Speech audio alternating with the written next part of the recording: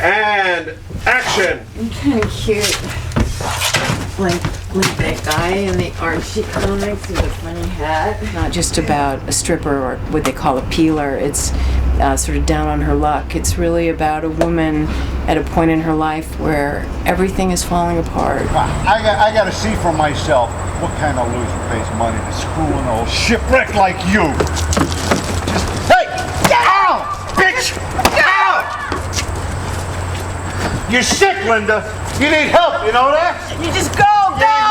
There were people that I knew like this, you know, and I get sort of inspired by those kinds of stories and the people that I know that, you know, they're this far away of living on the edge. I love the script.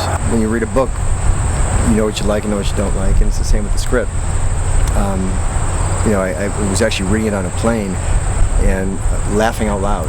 And, you know, when you're laughing out loud, or in other cases, getting choked up, you know that it's working. We saw early on that it had a ton of potential.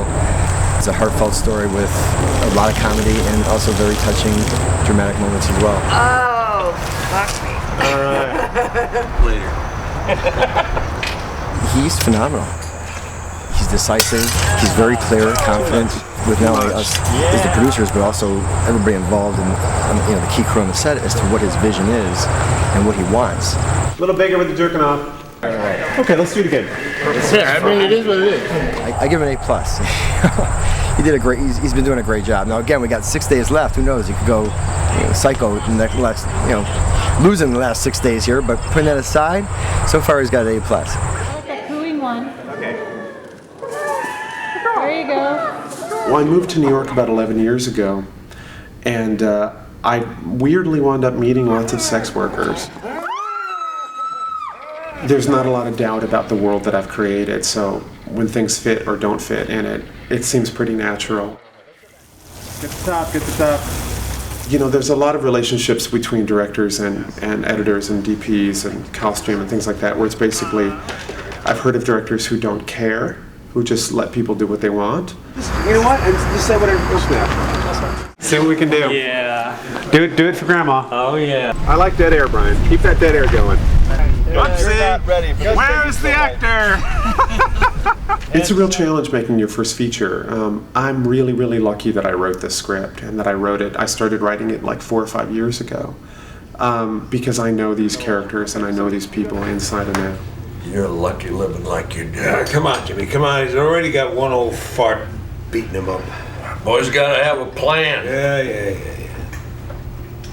So you gonna do anything special this weekend? No, it's party Saturday. I'll probably go.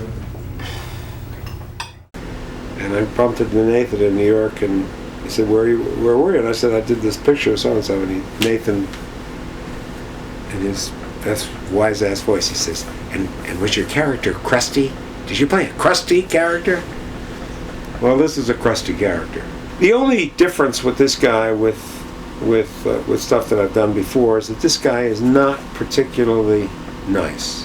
Hey, can we get some pie over here? We're celebrating. He's a grandfather who, to some extent, is a reluctant grandfather. Stag? Yeah. It's going to be like the prom, huh?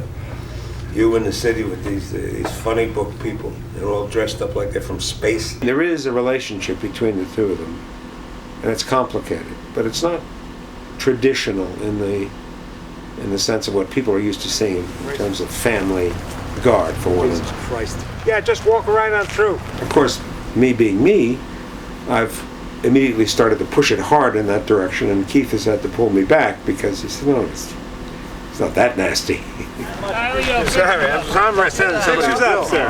Right. Pictures up. I am Jordan Horowitz. I am one of the producers on the film. We really like this project. You know, we thought it could be sort of a modern day Harold and Maude type thing, older woman, younger man. It just had a lot of meat, had a lot of those like sort of classic archetypes. Also had something really different and special and unique to it that I hadn't seen before. There were a number of characters in that original draft. Claude wasn't in the original draft. There was the Amanda character wasn't in the original draft. We really worked on who is this Toby guy, what is his arc, what does he want from Monica, what does Monica want from him, what do they get from each other. We really, I think, sort of bore the whole thing down until we got to the meat that is now the script. Yeah, okay, I'll see. Hey, see you later. Maybe? And I'm also really, really lucky that I have a great collaboration with Masanobu, my DP, working with Masanobu as far as the visual element of the movie. We talk about theme, we talk about character, we talk about story, and then together we create the list of what shots we want. And it's always a collaboration, and he's incredibly serious. And like 3-4 weeks ago, I could have said, okay, well, this scene, I'd really like a slow moving in, and then I'd like this to be handheld. And then he says, and how about if we have, we shoot in reverse and we shoot them from behind, and we talk about it. And 3 weeks later on set when we're shooting, we haven't even talked about it since then. He'll completely remember. Okay, Dusty, back. First time I ever met Kim in New York, when they flew me out there for the callback and I met her, we were sitting down in the chairs, and we had maybe run the scene once, and she just started giving me a back rub. She started rubbing my back and playing with my hair, and it was great. Not only because it felt great, but it was great because she's just nice. She just makes you feel comfortable, and she makes you just relax. And it also helped too with the character, because he's obsessed with her, and if you get in the mind frame of Monica actually touching him, and it just kind of helped that too. Were your turn-ons really chest hair and customized bands? And that's the great thing about Keith, is he doesn't do things that are orthodox, and he doesn't do things that are normal or that you've heard before. And by the time you will be ready, the flame of youth will have been stomped to a mere ember. I'm in a G-string. What's up? I'm wearing a G-string too. The hot dog truck, the family catering business, nicknamed the Weenie Whiz, put into action in the 70s, and it's been rolling ever since. Getting older, yet it still has to be something that Claude would want to have in his collection. The hot dog wagon was created out of an old mail truck. Scenics are a very large block. We began to paint it. Construction put it on top. It would at least look like a fully working catering truck. We wanted to make that real. Hello, I'm Jamie Tisdale, and I'm playing young Monica in this project. First day we did all of the porno shoots, all knocked them out in one day, and that was a lot of work. There was a lot of time spent in the hair and makeup chair. The most awkward part of it was wearing the merkin, which is a hairpiece that you put over your hoo-ha. And probably the funniest thing in shooting the porno scenes was that my character, young Monica, this is important to her, this is her job, this is what she wants to do, she's an actress, yet it's cheesy 70s bow chicka bow wow type pornos. It's a fun, light, offbeat, slightly demented comedy. Is this all your creation? This is his that I put together with that. Nice. This is mine. Yeah. And these are mine. Hello, I'm Rebecca Benjen, the costume designer.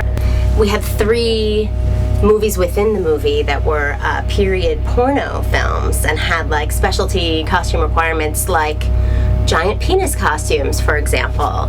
And we actually had difficulty finding people that would wear those costumes. I am Princess Lainey.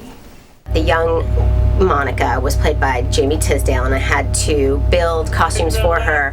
Also, we had to build costumes without having her body here. I designed a bikini type thing from fur and made it to fit her body, and that was pretty sassy. She actually wants all of her costumes.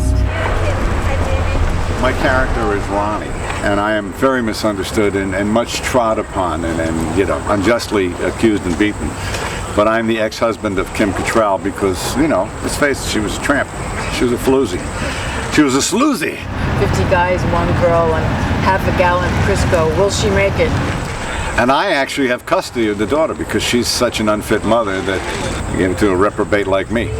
And, I try to sort things out, and I take a beating for it, Not only from my ex-wife, but from a crazy Chinese next-door neighbor. Comes after me with a tennis racket, and watering can, and hey, it's a living, Car. All right, that's great. Check the gate, gentlemen. That was quite funny.